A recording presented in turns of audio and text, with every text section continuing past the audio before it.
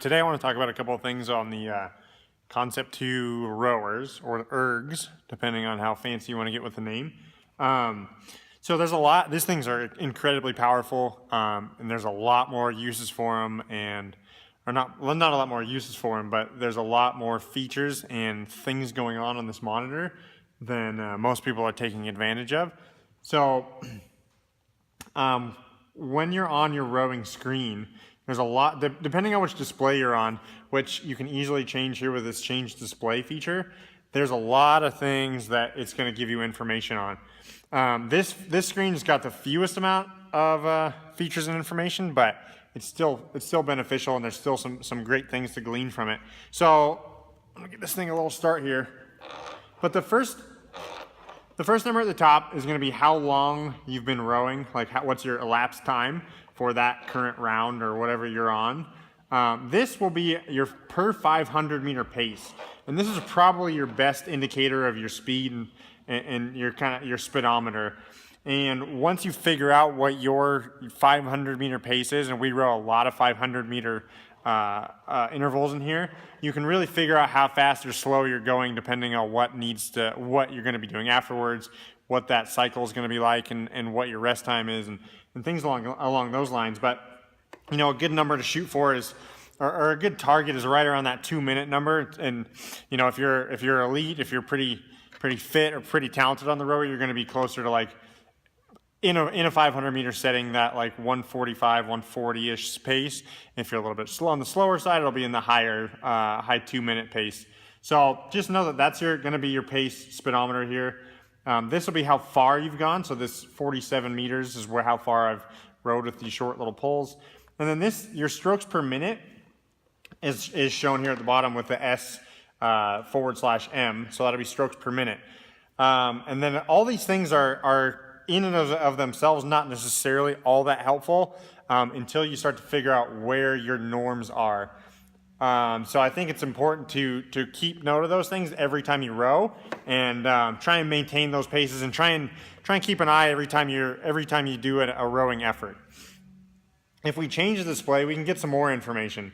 So this is going to have all that same stuff. It just divides into a new screen here for averages based on if we're doing repeat intervals. That'll be how many, or like what your average 500 is. That'll be what split, or how far you've gone for that split, and then how far you've gone or how far you'll go in a half an hour. And this will change based on what you have the monitor set at. So if you just row, it's going to go to a standard half an hour, how far you're going to go in a half an hour. And then some other interesting things. This is a power curve, which I think is incredibly useful. If you've rowed here at all, I've probably changed your setting to show that power curve, where you want this to make a nice quick hump and come back down. So maybe you can't see my finger what it's doing, but it should go up and then back down, up and then back down, up and then back down. If there's any weird curves in it, like I'll try and manufacture one here. Well, it's hard to do with a short arm here, but if it goes up and then comes and tails off, you've got a weird inconsistency in your stroke, and you need to clean that up a little bit.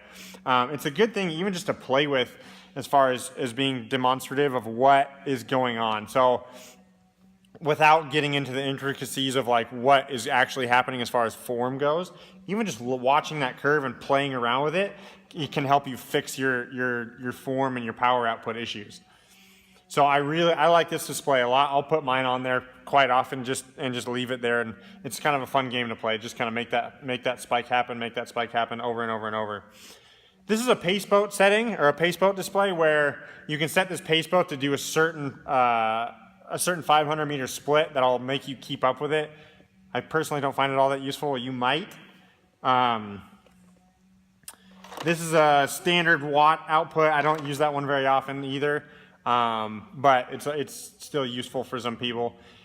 This change units button is if you ever have your rower on something where it's not, like if we're doing meters and it's only going, like you've got 8 showing and you feel like you've rowed a couple hundred, it's probably because you're on calories. This can be changed to meters, average 500 for this display, average watts, and calories. I think that really sums it up for the basic features of what we're gonna look at, what you might find useful in a normal like workout type setting. But another thing that's useful and good to know on here is that you can select your workout based on what we're doing. So there's a standard set of workouts in here. So a 2K row, 5K row, 10K row, 30 minutes for as far as you can go, 500 meters with a minute rest.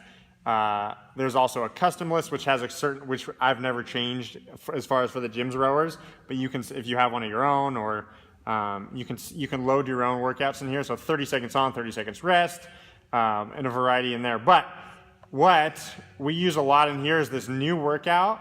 You can select your distance. Like if you're going to do a 500 meter time trial, you can change this to say 500 meters or a 2K row or whatever, and that'll give you exactly what your output is for, or what your time is for that workout when you're done. So it'll display nicely, so you don't have to be watching it and then write down or pay attention necessarily.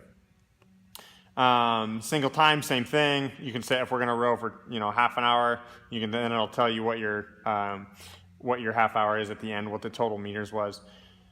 For your intervals, same, or not same, but you can set how far. If we're going to do like a minute on and then minute off, you can change the rest time to a minute or 2 minutes or whatever you need to. For if you're going to do a minute hard and then go do something else, like wall balls or any of the million things that we can do in the gym, you can set that to undefined rest time, and that'll keep the monitor on, so it'll save your data, and you can come back and do your minute effort when you come back. Intervals time instead of the distance, or I'm sorry, I think I did intervals time, but intervals distance. So if we're going to do 500 meter repeats or a 500 meter row, and then a bunch of deadlifts and a bunch of wall balls, then we can go here and you can change that to the undefined. So anyways, the point being is that there's a lot of different features and really important features in here that can be used to make sure you're consistent, make sure you're improving, and make sure your form's good. There's just a ton going on in here. So hopefully that helped a little bit, give you some information about that. If you have questions or anything, please, while we're rowing, don't hesitate to ask, because I like these things a lot, and I find this incredibly useful.